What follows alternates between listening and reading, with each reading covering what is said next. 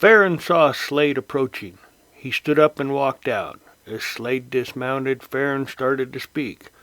"Me and the boys figure we need more pay." Slade shot him.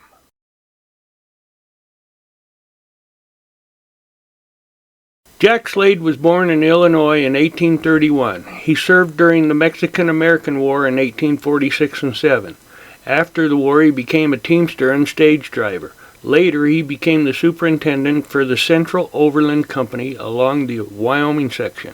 In 1857, he married Maria Virginia and built a station house near Fort Collins, Colorado, and named it Virginia Dale after his wife. In May of 1859, when one of his freight wagon trains failed to show up, he went looking for it. When he found it, all the men were drunk and laying about. As Slade got off his horse, he was approached by the teamster boss, Andrew Farron, who informed Slade that they wanted to renegotiate their pay.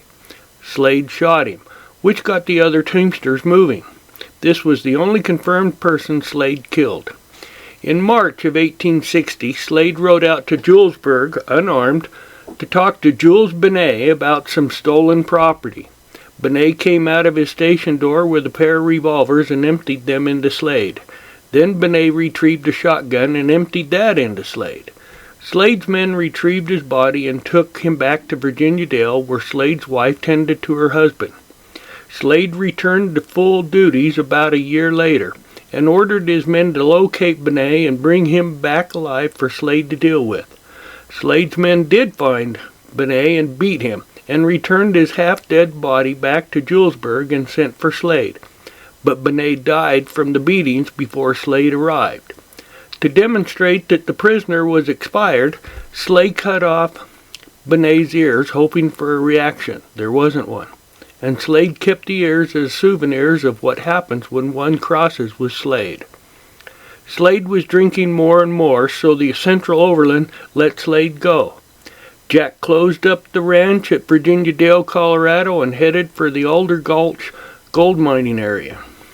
Slade and his buddies made Virginia City, Montana their favored destination for regular drinking binges and tearing up the town, until they tired themselves out. Slade would then return afterwards and settle up for damages. But the town was getting tired of snatching up their kids and boarding up the shutters every time they saw Slade and his friends come riding into town.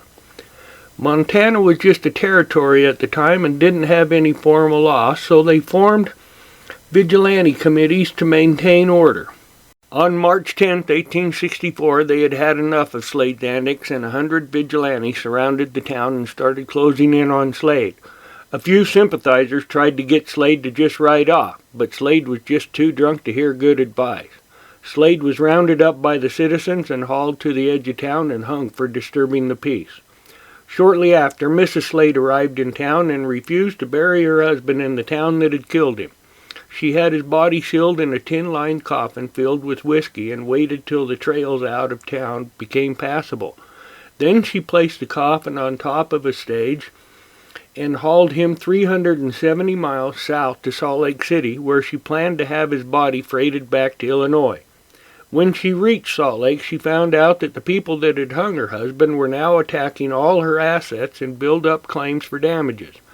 Not knowing if she had the funds to transport her dead husband back east, she had his body temporarily buried in a potter's field in the Salt Lake City cemetery and left until she could return and take him home.